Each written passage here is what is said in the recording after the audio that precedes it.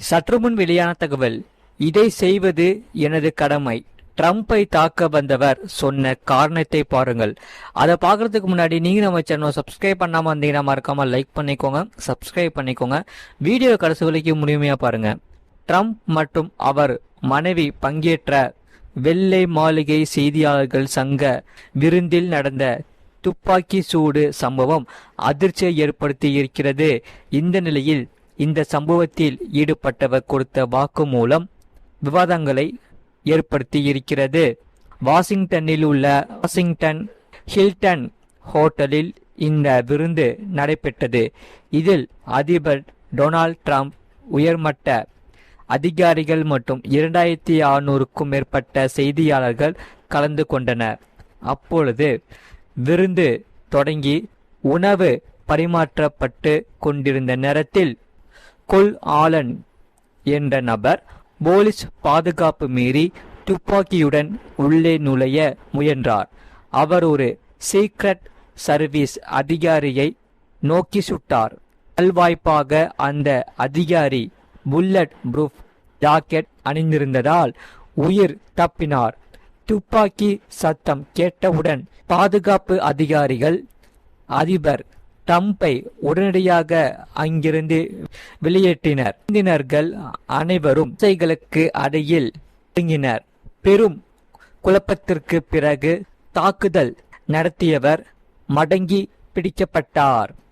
அதே சமயம் அவரிடம் நடத்தப்பட்ட விசாரணையில் தாக்குதல் நடத்தியவர் கொல் ஆலன் என்றும் இவர் கலிபோர்னியாவை சேர்ந்தவர் என்பதும் தெரிய வந்தது. இவர் ஒரு ஷாட்கன், ஒரு கைத்துப்பாக்கி, சில கத்திகளுடன் தாக்குதலில் ஈடுபட்டிருக்கிறார். இந்த தாக்குதல்களுக்காக காரணத்தை அவர் வெளியிட்டிருக்கிறார். அதில் அமெரிக்க தலைவரின் செயல்பாடுகள் ஒரு குடிமகனாக தன்னையும் பாதுகாப்பதாக அவர் கருதியுள்ளார். தலைவர்களின் குற்றங்கள் என் கைகளில் பிடிவதை என்னால் அனுமதிக்க முடியாது. எனவே அதை செய்வது எனது கடமை என்று அவர் குறிப்பிட்டுள்ளார். அதே சமயம் தற்போதைய அமெரிக்க தலைமையை துரோகிகள் மற்றும் குற்றவாளிகள் என்று அவர் சாடியுள்ளார். இந்த தாக்குதலை பிற வேறு வழியில்லை என்று அவர் நியாயப்படுத்தியுள்ளார். அரசாங்கத்தின் மிக உயரிய பதவியில் இருப்பவர்கள் அனைவரையும் கொல்ல இவர் திட்டமிட்டிருக்கிறார். விடுதி ஊழியர்கள், விருந்தினர்கள் மற்றும் பொதுமக்களை காயப்படுத்தும் நோக்கம் தமக்கு இல்லை என்றும் பாதுகாப்பு அதிகாரிகளை வேறு வழியில்லாத பட்சத்தில் மட்டுமே தாக்க திட்டமிட்டதாகவும் கூறியுள்ளார். மறக்காம நீங்க லைக் பண்ணிக்கோங்க, சப்ஸ்கிரைப் பண்ணிக்கோங்க. அதே சமயம் தாக்குதலுக்கு முன்பு அந்த இடத்தின் பாதுகாப்பை அவர் கடுமையாக விமர்சித்துள்ளார். சீக்ரெட் சர்வீஸ் என்ன செய்தி கொண்டிருக்கிறார்கள்? இங்கு ஒரு பாதுகாப்பும் இல்லை. என்னால் ஆயுதங்களுடன் எளிதாக உள்ளே நுழைய முடிகிறது என்று அவர் எழுதியுள்ளார். தான் ஒரு வெளிநாட்டு உளவாளியாக இருந்தாலும் இதைவிட பெரிய ஆயுதங்களுடன் உள்ளே வந்திருக்க முடியும் என்றும் அவர் சுட்டிக்காட்டியுள்ளார். மறக்காம வீடியோக்கு ஒரு லைக் பண்ணிக்கோங்க. அதே சமயம் தனது பெற்றோர், சக ஊழியர்கள் மற்றும் மாணவர்களிடம் அவர் மன்னிப்பு கேட்கிறார் எனில் இவர் ஒரு ஆசிரியராகவோ அல்லது கல்வித்துறையில் இருந்தவராகவோ இருக்கலாம் என தெரிகிறது. இந்த செயல் எனக்கே குமட்டலை தருகிறது. இதை நான் யாருக்கும் பரிந்துரைக்க மாட்டேன்.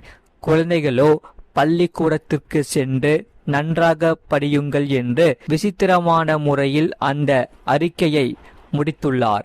இந்த அறிக்கை தற்போது அமெரிக்கா முழுவதும் விவாதங்களை தூண்டியிருக்கிறது. மறக்காம நீங்க லைக் பண்ணிக்கோங்க, சப்ஸ்கிரைப் பண்ணிக்கோங்க. அதே சமயம் மே 4ஆம் தேதி முடிவுகள் என்னவெல்லாம் நடக்கும் என்று ஒரு அலசல் இங்கே பார்ப்போம். அதாவது தமிழகத்தில் அனைவரும் எதிர்பார்த்த சட்டமன்ற தேர்தல் வாக்குப்பதிவு ஏப்ரல் 23ஆம் தேதி நடந்து முடிந்துள்ளது. இதுவரை இல்லாத அளவில் 85% வாக்குப்பதிவு நடைபெற்றுள்ளது. இதற்கு விஜயின் தமிழக வெற்றி கழகம் ஒரு காரணம் என்றாலும் தேர்தல் ஆணையத்தின் எஸ்ஐஆர் ஒரு காரணம் என்று சொல்லப்பட்டு வருகிறது. இந்த முறை தமிழக சட்டமன்ற தேர்தல் 4 முனை போட்டியாக உருவெடுத்துள்ளது. திமுக கூட்டணி, அதிமுக, தமிழக வெற்றிக் கழகம் மற்றும் சீமானின் நாம் தமிழர் கட்சி என வாக்குகள் 4ஆக பிரிந்துள்ளது. இவர்களை தவிர சசிகலா மற்றும் ராமதாஸ் கூட்டணியும் களத்தில் இறங்கியுள்ளது. மேலும் இதற்கு சுயேட்சை வேட்பாளர்களும் ஒவ்வொரு தொகுதியிலும் களமிறங்கியுள்ளனர். 234 தொகுதிகளுக்கு 1000க்கும் மேற்பட்ட வேட்பாளர்கள் களம் கண்டுள்ளனர். இதனால் இந்த முறை வெற்றி வாய்ப்பு யாருக்கு கிடைக்கும் என்பது புரியாமல் அனைவரும் திகைத்து போய் உள்ளனர். வரும் மே 4ஆம் தேதி தேர்தல் முடிவுகள் வெளியாக உள்ள நிலையில் என்ன மாதிரியான முடிவுகள் வரலாம் என்பது குறித்து தெரிந்து கொள்ள தொடர்ந்து வீடியோவை முழுமையா பாருங்க. மறக்காம வீடியோக்கு லைக் பண்ணிக்கோங்க. கடந்த 2021 சட்டமன்ற தேர்தலில் வெற்றி பெற்று மு.க. ஸ்டாலின் தலைமையிலான திமுக ஆட்சி அமைந்தது. கடந்த 5 ஆண்டுகளாக திமுக ஆட்சியின் மீது பல்வேறு விமர்சனங்கள் இருந்தாலும் மீண்டும் மக்கள் நம்பிக்கையை அவர்கள் பெற்றிருக்கலாம். எனவே திமுக தனி பெரும்பான்மையுடன் வெற்றி பெற்று மீண்டும் ஆட்சிக்கு அமைக்க வாய்ப்புள்ளது. ஒருவேளை திமுகவுக்கு தனி பெரும்பான்மை கிடைக்கவில்லை என்றால் திமுக கூட்டணி ஆட்சி அமைய வாய்ப்புள்ளது.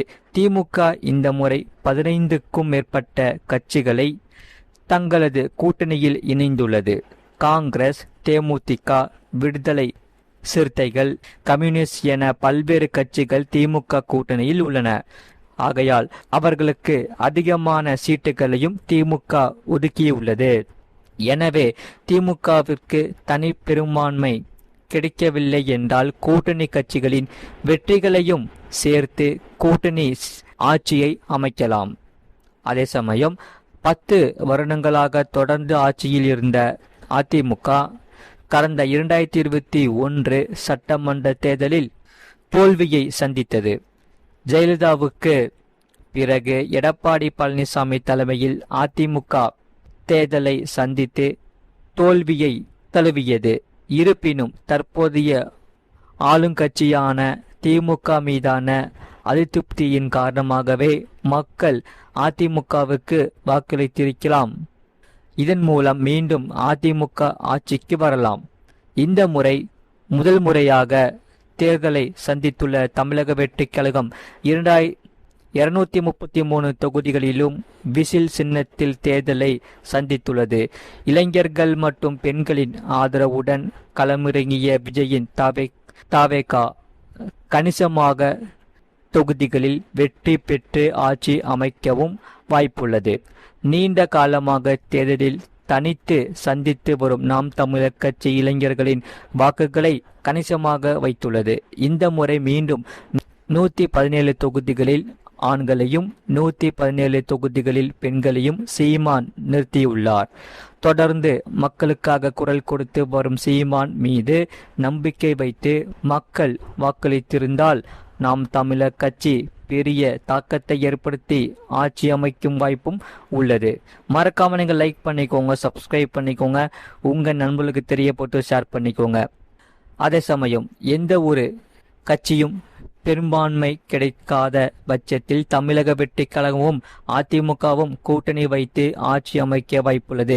அதிமுகவுக்கு ஏற்கனவே ஒரு நிலையான வாக்கு வழங்கி உள்ள நிலையில் விஜயின் தமிழக வெற்றிக் கழகம் கணிசமான தொகுதிகளில் வெற்றி பெறலாம்.